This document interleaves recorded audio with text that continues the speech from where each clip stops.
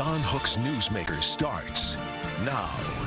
Thanks for joining us on Newsmaker. In the next half hour, we're going to speak with both candidates running for Maricopa County Sheriff. That office patrols unincorporated areas of the county not served by local police departments. But they also oversee 5 county jails, totaling some 7,000 inmates, one of the largest jail systems in the country.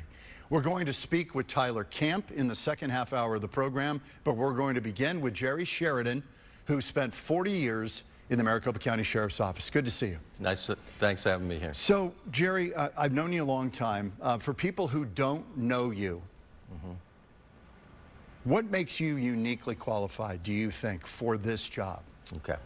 I spent 40 years at the Maricopa County Sheriff's Office. I started out at the age of 18 as a reserve deputy sheriff. I worked in the jail for a short time, and then for the next 38 years, I spent as a full-time deputy sheriff. And the first 17 of those years in a patrol car. So I got promoted all the way to the ranks to chief deputy. But I think the thing that really sets me apart from anybody, even before the primary, was I spent 12 years as the chief over the jail system. I helped design and oversaw the construction of 4th Avenue Jail, the Lower Buckeye Jail. We built the infrastructure to it. This was 1998 this started, and the taxpayers voted a $1 billion sales tax. I had to hire thousands of officers to staff those facilities. What do you believe should be the law enforcement priority for the next sheriff of Maricopa County? Well, there's many priorities that I'm going to have. Retention and recruitment is #1 because we're about 1,300 employees short, so that's an issue. But the #1 priority I have from a law enforcement perspective, which would affect all 4.6 million people in Maricopa County, is to put deputies back out in the desert, south of I-8, down by Gila Bend, the Navico Valley, to slow the amount of drugs, human sex trafficking, child sex trafficking coming into Maricopa County. How do you do that without, I mean, you had a very close association with Joe Arpaio. How do you do that without kind of getting wrapped up in that whole aura that Arpaio had, going after illegal immigration hard? Well, this isn't about illegal immigration. This is about fighting the drugs. This is about the drug traffickers, about the cartels that are bringing drugs into our county. Are a lot of those American citizens not? Well, some are. Yeah. But they're criminals. I don't care whether they're illegals or they're U.S. citizens. If you're smuggling drugs into Maricopa County and killing our kids, our friends, our family, you know, 6 people a day die of drug overdoses on average in Maricopa County. 4 is attributed to fentanyl. That is unconscionable to me. What are the biggest challenges facing your office right now? The recruitment. 1,300 employees short, about 900 detention officers 1,300? Yeah. What is the reason for this? I know you lost some people during COVID, but I mean, that's a big, big number. Yeah, I know this administration wanted to blame COVID for that, but I don't. I blame it on the lack of leadership, lack of understanding the sheriff's office. The sheriff's office culture is different than a municipal police agency's culture. And so the 40-year career where I wore that deputy sheriff patch on my sleeve, I know that culture. I am part of that culture, and I grew up in that. What you're suggesting is that institutional memory is a very important thing. Some people would say with the problems the sheriff's office has had with the Melendrez case, and we'll get into that in a minute, going back 10 years now, that maybe institutional memory isn't a good thing, that you need fresh blood, you need somebody new in there. You don't buy it? I disagree. You know, what the court wanted was bias-free policing. I want bias-free policing. Every deputy sheriff I've ever met wants bias-free policing. And that's what this whole lawsuit was all about. And it was about some mistakes that were made back in 2007, 2008. Came to a head in 2013. Well, it came to a head because it went to court. We lost the lawsuit, and then the judge issued an order that brought in a monitor to oversee. A federal monitor. A federal monitor. Yeah, and that has been very costly for the county. I think we're looking at almost, by next summer, it'll be over $300 million. Right, right. What have we gotten for that? Taxpayers, I think, deserve to know. Have they gotten better policing? Well, yes, of course. Some of the changes needed to be made, and they were made with the court order and the oversight. But there's also been a lot of waste in that money because some of the things that were ordered are very difficult to quantify. This is precisely the reason City of Phoenix has balked at going down this same road. Absolutely. And, you know, the sheriff's office, we weren't being accused of abusing people. We weren't accused of shooting people. What we were accused of basically is targeting Hispanic neighborhoods, which we did do. Yes, that's the Melendrez case when we talk about And we should not have done that, okay? And the other thing was holding Hispanic drivers a little bit longer than non-Hispanic drivers. Now, because of the Melendrez case, you ended up on the Brady list, which is kind of a compilation of officers who've had ethical infractions, have not been honest with prosecutors or investigators. You're on that list. How do you assure a voter that a guy on the Brady list is fit for this job? Sure. Well, first of all, I shouldn't be on that list. The county attorney, when the paperwork was forwarded to the county attorney, was Bill Montgomery. They decided not to put me on the Brady list. 3 years later, after I retired, my Arizona Post certification expired naturally because that's what happens if you don't get another job in law enforcement. And a year after that, I was placed on a Brady list by a new county attorney, and I think there's some politics involved in that. Okay, let's talk about this federal oversight.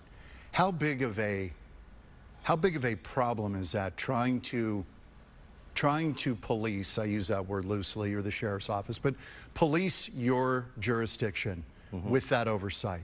Is it a help, a hindrance? Kind of take me behind the... Yeah. I'll tell you, the hindrance is the paperwork. So there's a lot of paperwork. Don't forget, you've got the ACLU lawyers, the DOJ lawyers, and what lawyers love is paperwork. So you make a traffic stop. You don't just write somebody a ticket. You've got to fill out forms now. And so it takes a lot of time and effort, and everything is second-guessed. If you were elected, would you bring back Tent City? I am going to bring back a similar type housing, not Tent City, because it plays a key role in keeping the jail safe. It also allows us to offer work release, work furlough, and manage the low-level convicted inmates. And that's what Tent City was all about. And just so everybody knows, most of the inmates in Tent City wanted to be there instead of mainly work furlough, being right? locked down. Wasn't it work release, work furlough, weekenders? What do you think successful leadership looks like in the sheriff's office? Getting people to want to come to work every day, and that's the key. Can you offer the pay and benefits necessary for that? You don't even have a pension right now. We're working on that. And so I've been talking to all the people. One thing about being a kind of a politician, as sheriff, I get to meet everybody. I get to meet people running for legislature, board of supervisors, and I talk to all of them about improving the pay scale, get a dedicated pay plan, and changing the detention officers' retirement plan. Is there anything or something in your opponent's background that you believe is disqualifying for this job? And we're going to hear from Tyler Kamp later on in the program, and he'll get the same question. Well, yes, absolutely. His documented sexual harassment, he committed a felony on duty. He's lied to everybody about both those issues, to the public, to the media, and he's never called on it. And there's also some things that I'm not going to mention because I don't have the documents in my hand, but there are some very serious ethical, moral behavior that he committed on duty. Is there anything in this campaign that's come up that you would like to clear the record on concerning you? No, I think I mentioned it earlier. I shouldn't be on that Brady list. But it doesn't hinder what I am going to do as the sheriff. A vote for Jerry Sheridan is a vote for what? For the people, not necessarily the institution. Understanding that the sheriff's job is to protect people's civil liberties and to keep them safe. And that's what the sheriff's supposed to do. We got a little more time. I have to ask you about this rate of death within the Maricopa County jails. It's pretty staggering. In the last Since 2019, 143 people have died in the jail, some by drug overdose, some by suicide. Right. What is going on, and why has that number climbed?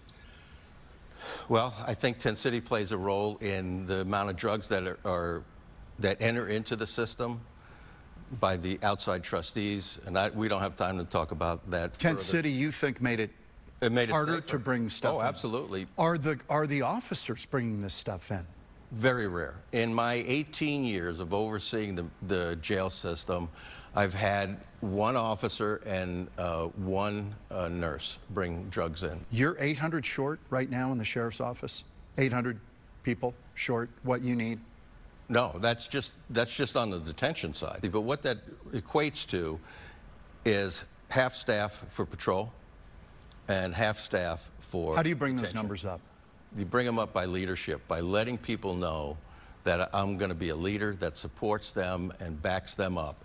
And I have a plan to get that word out right away as soon as I take off. There's a $7,500 bonus right now for people who are willing to sign up. Is that incentivizing people to do it? Well, you know, it's a help. But money is not everything. People don't leave bad jobs. They leave bad leaders, bad supervisors. Final word. We're wrapping here. What would you like voters to know? That I have dedicated myself to this job. I spent 40 years there, and I'm doing it because the people at MCSO asked me to, and if they want to come to work every day, and that's what I will instill in them, that will keep the public safe. We didn't even talk about political party. Do you think this is basically a nonpartisan position? It should be. It should be. You're a Republican. It should be, but the sheriff is the sheriff for all 4.6 million people in this county, and politics does not play a role in the decisions that I'll make and the way I have approached my 40-year career. Jerry Sheridan, good to see you. Thank you. Good luck. Good luck in November. And coming up next, the other candidate for Maricopa County Sheriff, Tyler Kamp, as Newsmaker continues.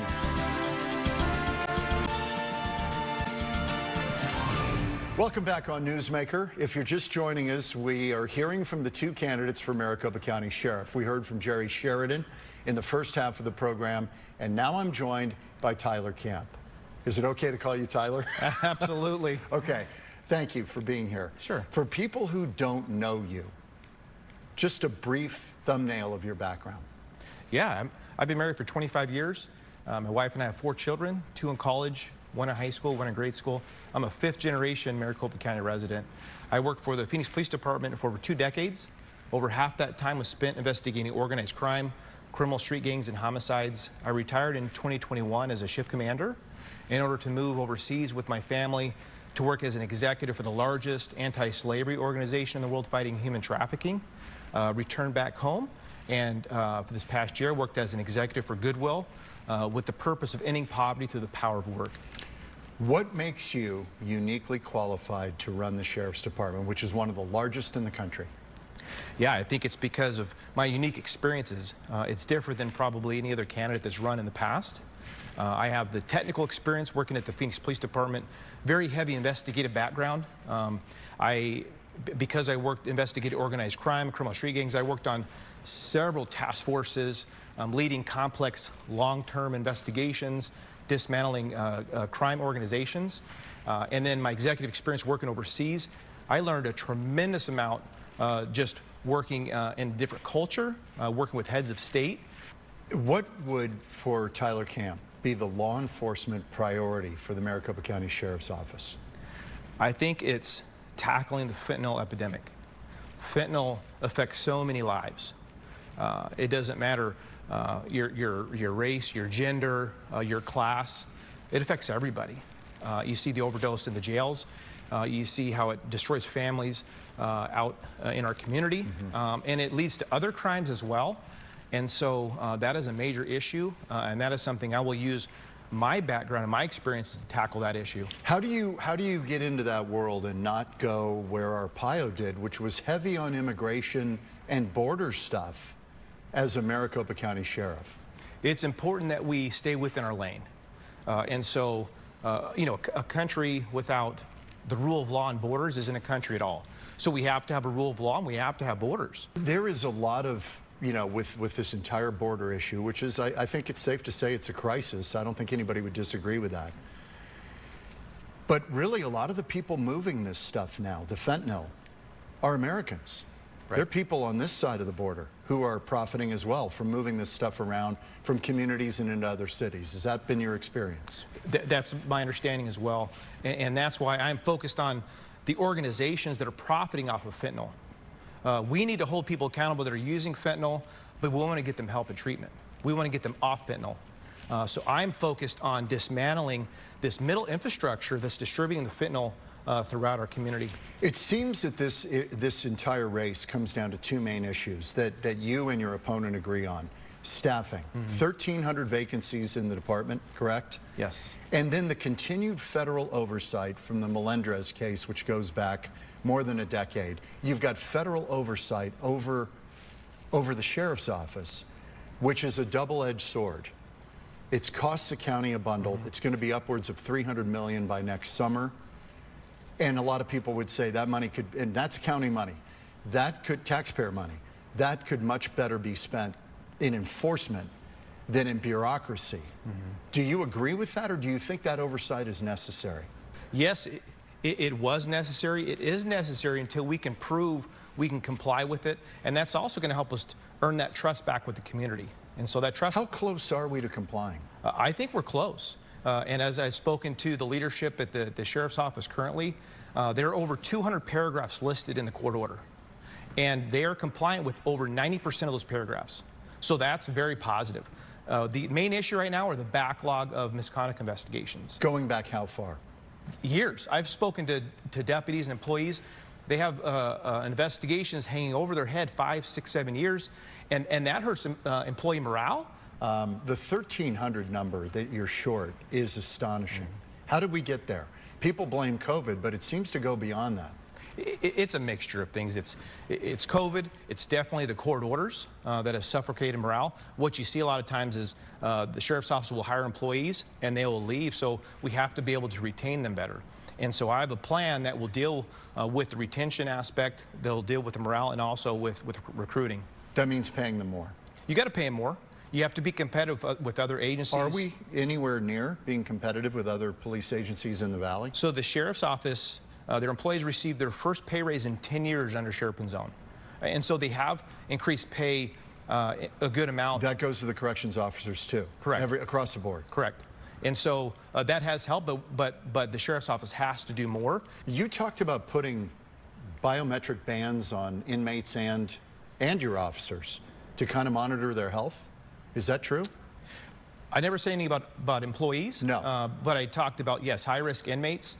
Yeah, there's technology out there, something I would look at and talk to our board of supervisors about, negotiate with, to see if we can find medical bracelets that would track high-risk inmates. It would track their vitals so that we could provide medical attention to them in a timely manner. The deaths in the jail since 2019, 143 that I could calculate. That's about the worst in the nation. It's suicide and drug overdoses. If it's drug overdoses, it's probably fentanyl, right? Yes. How is that stuff getting in the jail? Well, that's what we need to get to the root of that problem. Could it be that officers are bringing it in? That's why we need to get to the root of that problem. And so as sheriff, I would create a task force. It would be a diverse task force. It would be medical professionals. It would be drug recognition experts.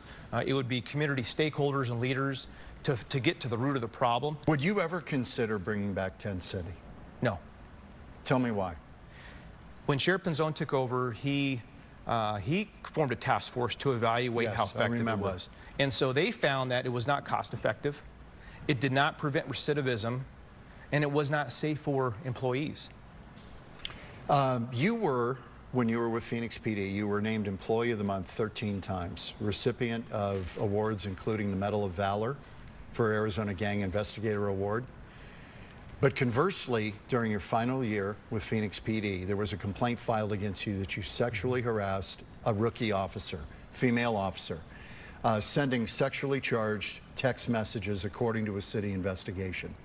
This has become an issue in the campaign. What would you like to say about it? I strongly deny the allegation of harassment. I have not, nor will I ever engage of harassment of any kind. And I'm proud of the body of work at the Phoenix Police Department. The messages, though, are true. The messages did happen, the text messages. Yes, they were mutually exchanged, and those occurred years ago. So that was a situation, not harassment, but a situation that was disrespectful to my wife, and that's something we've dealt with years ago. So I asked Jerry Sheridan the same thing. How should a voter, why should a voter trust you? There were two other issues I got to bring up. You were reprimanded for using a city vehicle for personal use. That was 2013. 2012, accessing a police database for private use. Those are three things that have come up in the campaign. I asked him about the Brady list. I'll ask you about this. If a voter's watching right now, how should they square that with the law and order guy who won a bunch of awards? Yeah. So I think it's important to recognize these issues from 10, 12 years ago. There were mistakes that I made, and I learned from those mistakes. They were minor infractions. This latest allegation, I strongly deny. And it's important to look at a body of work. And like you had mentioned, over 60 commendations for outstanding police work. Employ them 13 times. And if you look at my body of work at Phoenix Police, as well as since then, working overseas and then working for Goodwill, just a demonstration of strong leadership. Let me ask you about illegal immigration. Do you believe there's a nexus between illegal immigration and crime? I believe when there's more people here, yeah, there's going to be more crime just because of there's more chances for crime to occur. And so, yes, I do think there's a correlation between just because there's more people, there will be more crime. What does a successful leadership as sheriff look like in your view? For Maricopa County, that's complying and graduating from the court order. That's increasing staffing levels that are effective, that can provide safety protection for the people. That's tackling the fentanyl epidemic that we're currently dealing with. And that's driving down the numbers, the overdose deaths that are in our jail. Tyler, I want to give you an opportunity here. Is there something in your opponent's background that you think is disqualifying to be sheriff? I think there's quite a bit in his background. And these aren't my words. These are Judge Snow's words. These are documents from court orders. So when you take and look at his record, he was the #2 man at the sheriff's office. He was Joe Arpaio's right-hand man for years. When they refused to comply with the court order that we're currently dealing with. As a result of that, the taxpayers have paid over $350 million. When my opponent was called to court and questioned by Judge Snow, he lied under oath 6 different times, found contempt of court. This is what put him on the Brady list. Correct. He also was found contempt of court for concealing evidence of misconduct involving a family member. And so if he tried to get a job anywhere in the state as a police officer or a sheriff's deputy, he could not get hired. Final thing, is there anything in this campaign that you would like to clear up? Let me give you the opportunity, something that you want to circle back on and say, hey, I want to explain this. What would it be? I just want to make sure people understand that I'm going to ensure justice for all. I'm committed to keeping politics out of the sheriff's office. I think it's dangerous. I think it's divisive. And I want to be somebody who unites the community, works with the community, partners with the community, continues to earn that trust, drive the mission of the sheriff's office, and take us to the next level. You were a long lifetime Republican, right? Yes. Switch party to run for this job. Yes. Is that a comfortable spot to be in? Because, I mean, in this day and age, people are pretty conflicted if they switch parties. Here's what's great about that. As I've traveled, especially in the primary, I traveled the county speaking to groups, folks all across the county, and as I shared my vision for public safety, it resonated with them. When I speak to my Republican friends and family, it resonates with them. Why? We have more in common than we realize. And we got to get away from the divisiveness. One of my first fundraisers, I had someone from the far right and the far left at the same fundraiser. And they kind of went at it during the Q&A time. Afterwards, they almost became physical. But the three of us chatted. By the time we're done, we're shaking hands. We agreed on 80% of the things we thought we disagreed with. That's the beauty of politics, and that's why I plan to run the sheriff's office. That sounds like the vice presidential debate this week. Tyler Kamp, thank you. I appreciate it. Best of luck in November. Thank you. And thank you for spending the time. Absolutely. We're back in a minute on Newsmaker.